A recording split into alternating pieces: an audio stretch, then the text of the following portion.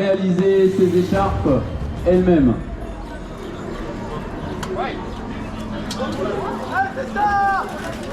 Et c'est parti pour ce 2 contre 2. Bordelais contre Bordelais. Avec les écharpes vertes, 2 combattants des bannis de la grenouille. En réalité, il n'y a pas de passeur d'armes pour lui permettre de récupérer une arme.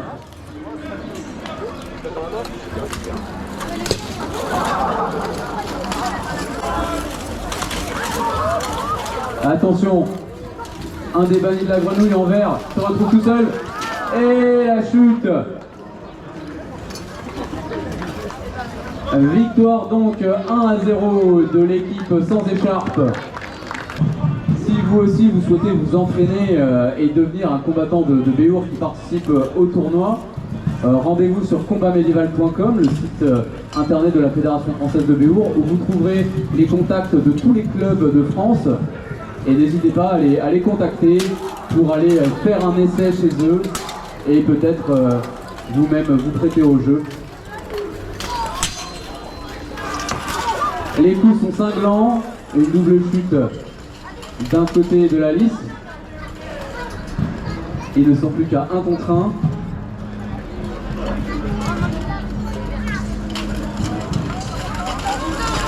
Et encore une double chute, c'est une égalité pour ce deuxième round.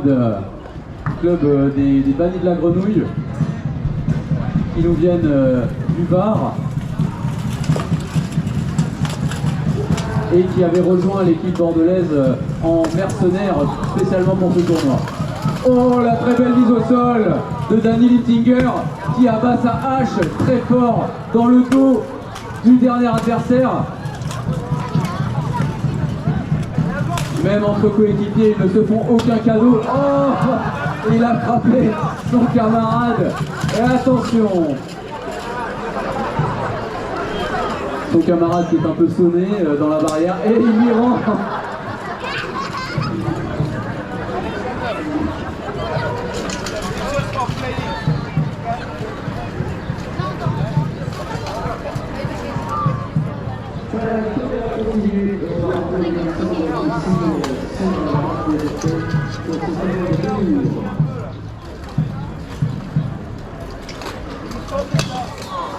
Oh, les puissants coups de hache dans la tête, ça sonne.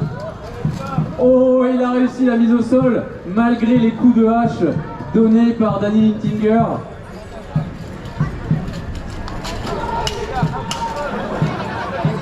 Il ne va lui faire aucun cadeau maintenant.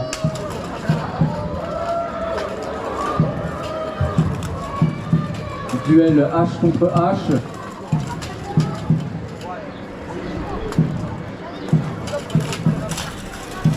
Oh, très jolie mise au sol de Danny Littinger, des bannis de la grenouille. Alors vous pouvez voir, donc les combattants sont revêtus de ce qu'on appelle des tabards ou des cottes d'armes. Ce sont ces maillots qui permettent de les identifier. C'est ce qui était porté par les chevaliers au Moyen-Âge sur le champ de bataille, de manière à ce qu'ils soient reconnus, un petit peu comme des joueurs de foot qui portent un maillot avec leur nom. À l'époque, les chevaliers portaient des cottes d'armes avec les symboles héraldiques de leur famille, qui permettaient aussi de les reconnaître. Encore une double chute et une égalité.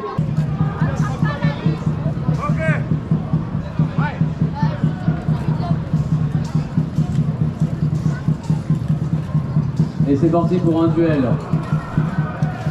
Hache contre hache.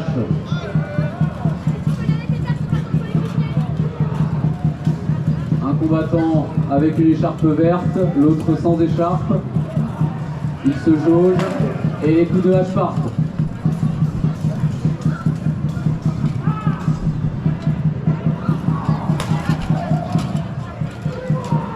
Alors les coups de hache sont portés à puissance réelle. Il ne s'agit pas ici de faire semblant. C'est le principe du Béour, ce ne sont pas des démonstrations ou des scénarisations de combat. Il s'agit d'un vrai sport de combat où chacun essaye d'éliminer son adversaire selon des règles bien précises dictées par la Fédération internationale HMBIA. la Historical Medieval Battle International Association, dont la Fédération française de Béour est le représentant en France. Et c'est terminé, victoire du combattant sans écharpe.